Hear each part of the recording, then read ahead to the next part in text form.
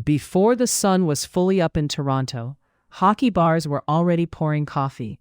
Ottawa was tracking transit reliability again. And overseas, the U.S. just took Olympic gold from Canada in overtime.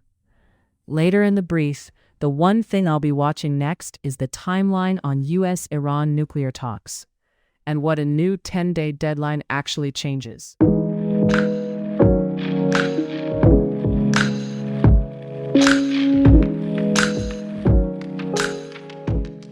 Toronto's weather today: cloudy with a high near 0 degrees Celsius and a low around -3. First, the human scale story Torontonians felt in real time. That Olympic men's hockey final that started early, ended late, and left a lot of the country staring at the same replay. Ontario had approved early indoor alcohol service for the game, starting at 6 a.m., and downtown Toronto had big watch parties, including one inside Scotiabank Arena. Transit agencies even added special early service to get people to Union Station.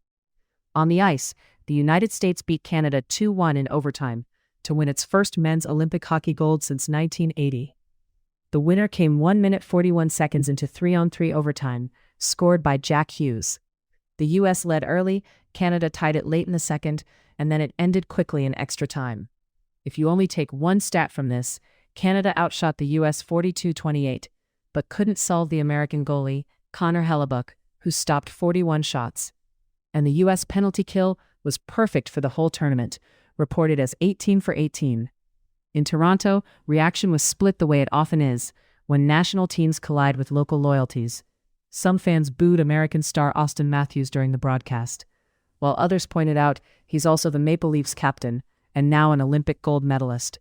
Turning to basketball for a beat, the Raptors thumped the Bucks 122-94. And after that game, Milwaukee coach Doc Rivers said he'd been up early watching that hockey final, and he floated an idea to steal hockey's overtime feel for the NBA. With 4-on-4, then 3-on-3, shrinking down until there's a winner. And one quick national politics item to keep in mind as the Olympics wrap: Ottawa's central ad spending has been reoriented under Prime Minister Mark Carney's new cabinet toward more patriotic and economic messaging, including expensive TV spots during major sporting events like the Super Bowl and the Winter Olympics. Treasury Board disclosures show $18 million in first quarter spending, including 3 separate $3 million allocations for tax credit awareness, housing messaging, and a Parks Canada tourism push. Now, to the main thread, the international story with the biggest near-term clock on it. U.S. President Donald Trump is warning Iran to reach what he's calling a meaningful nuclear deal within about 10 days, saying otherwise there could be unspecified consequences. This is landing amid a significant U.S. military buildup in the Middle East, something analysts are watching closely because the posture, not just the rhetoric, can change the risk of escalation. Here's the key point: there are active negotiations, but the public statements are tightening the timeline, and the region is already operating with little margin for misunderstanding.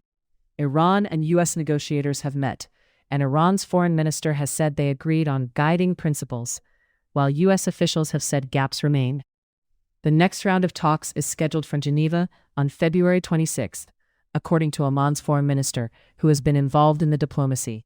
The risk here is less about one line in a speech, and more about how deadlines interact with military deployments. Experts cited in coverage say the U.S. buildup resembles preparation for a larger strike than last summer's.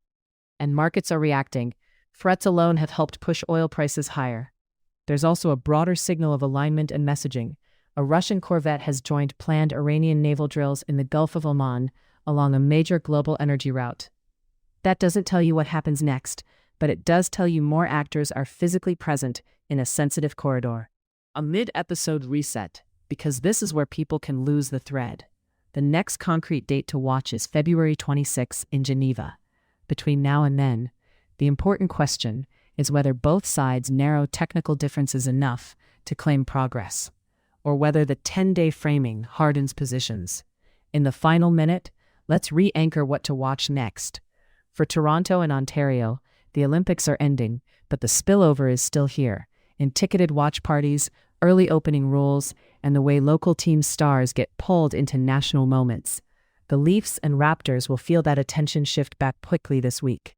Nationally, keep an eye on how the federal government's ad strategy shows up in specific campaigns.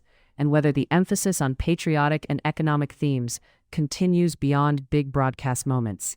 And globally, the main thread: watch for two things: any readout from the Geneva talk on February 26th, and any change in military posture in the region that suggests the deadline is becoming operational, not just rhetorical. That's the brief for Monday, February 23rd, 2026.